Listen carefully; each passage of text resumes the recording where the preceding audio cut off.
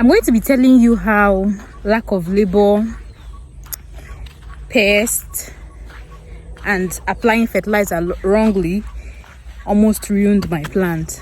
I almost lost my plant from it. This is going to be a story time because this will teach some people and also encourage some people, and also it's going to,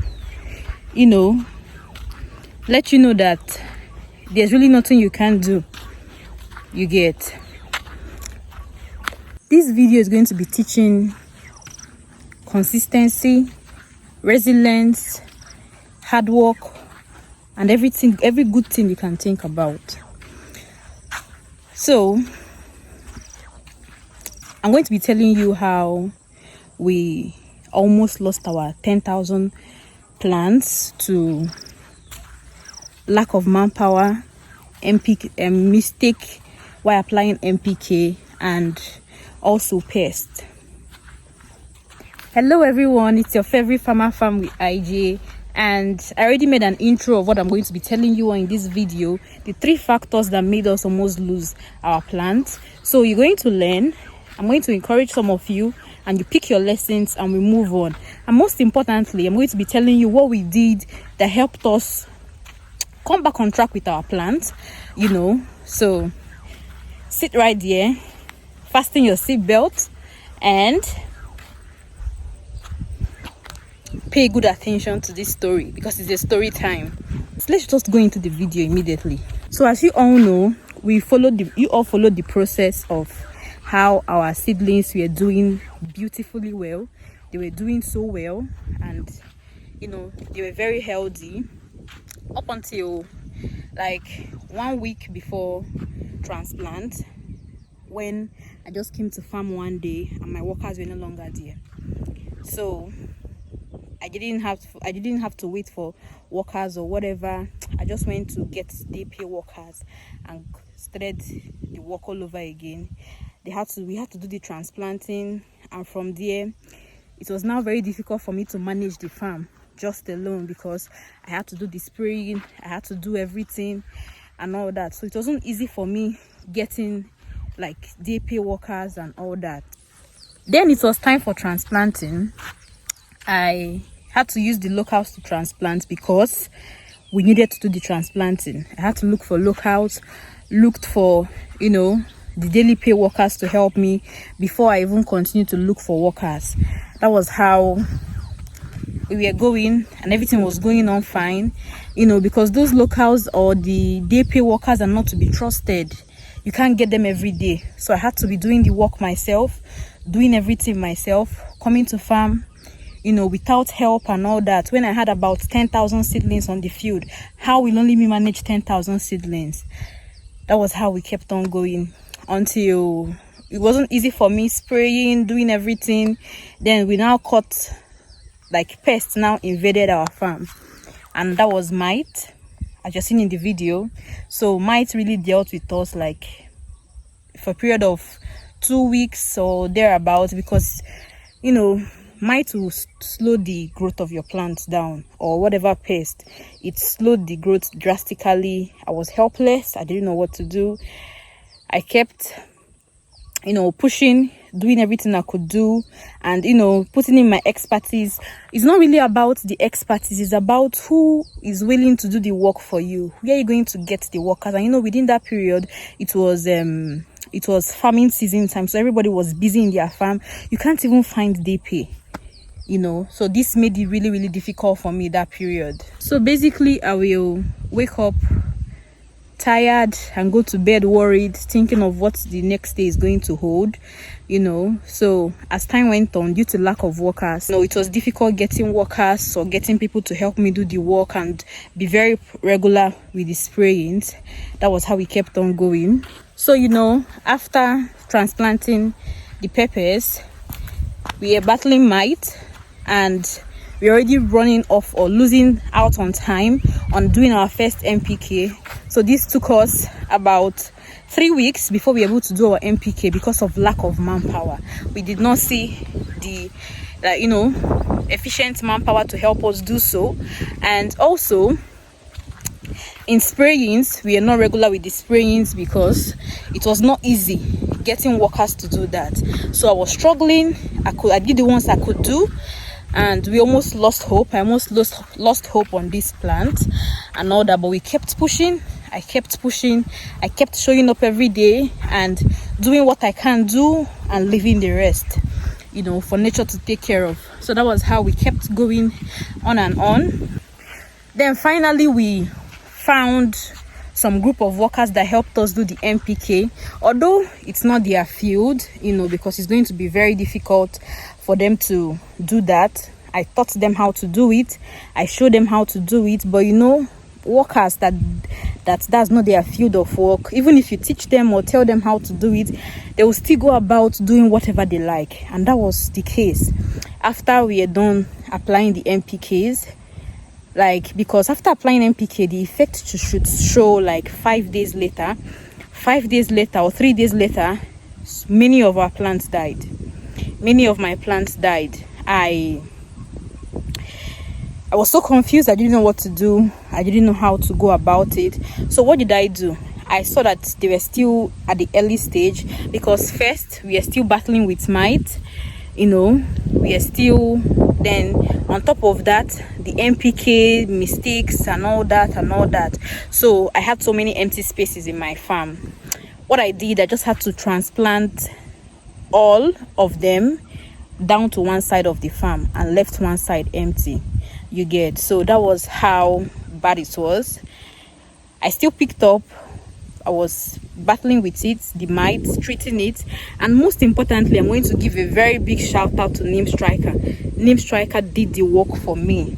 Honestly, I was just spraying Neem Striker once a week, and that eliminated mites 100% from my farm. So anywhere you see Neem Striker or the producers of Neem Striker, please give them a thumbs up for me, because they did a very, very beautiful work in my farm. So after the NPK mistakes, we kept on going. We had to transplant from one side to other side, and that was it.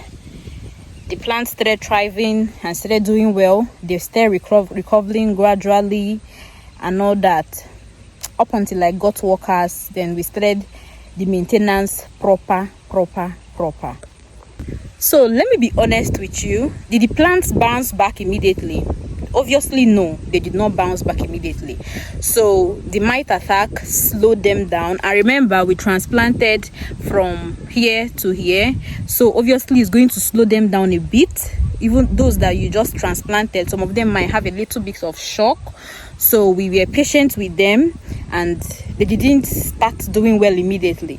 So with proper care, and we kept on feeding them and giving them all they needed to get, and hopefully they started coming back, and we were so happy. Then we knew that what we are doing, we are not getting back on track gradually.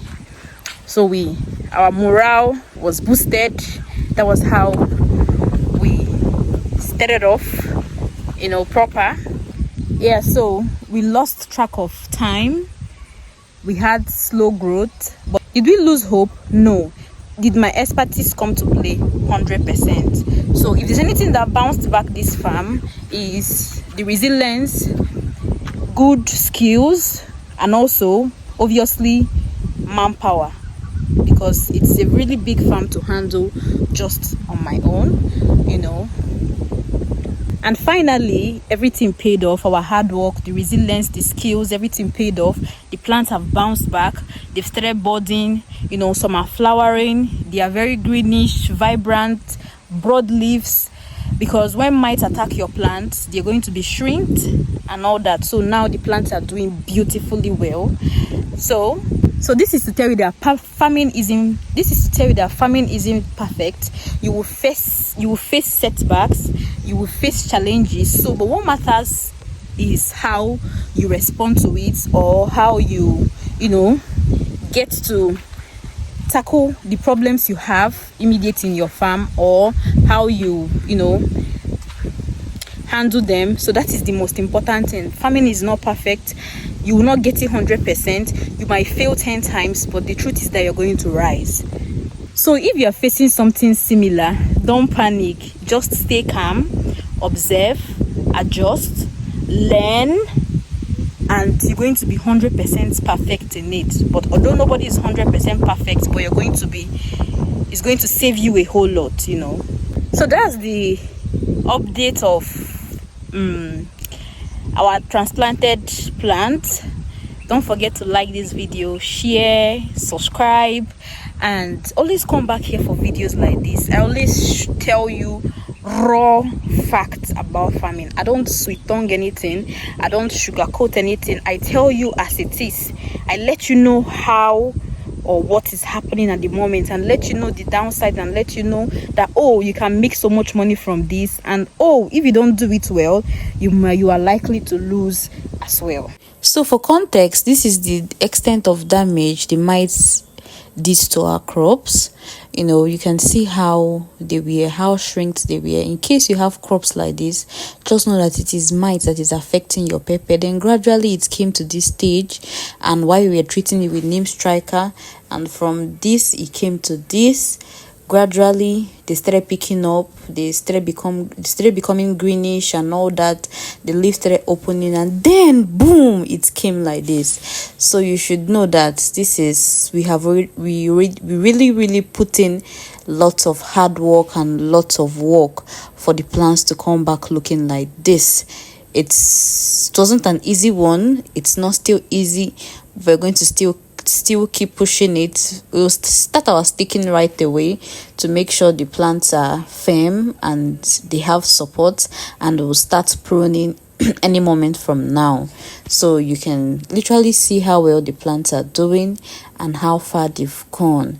It's not been easy, but it's been a very exciting journey where we learn, and I bring you farming content, and I hope someone learned something from this video, at least one or two, and is going to help and encourage some of you all that are going through this to know how to tackle the situation, and know that your plants are going to be good if you take care of them and do the right thing.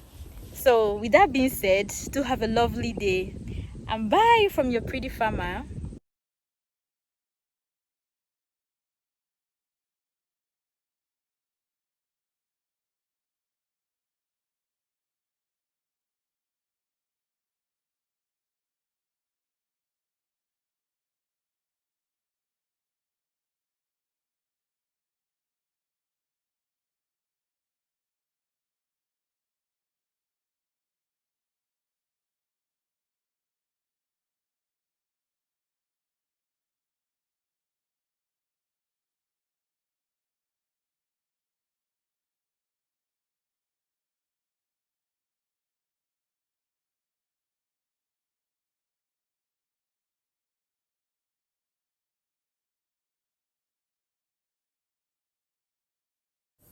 Raw and unfiltered, undiluted, unadulterated farming journey.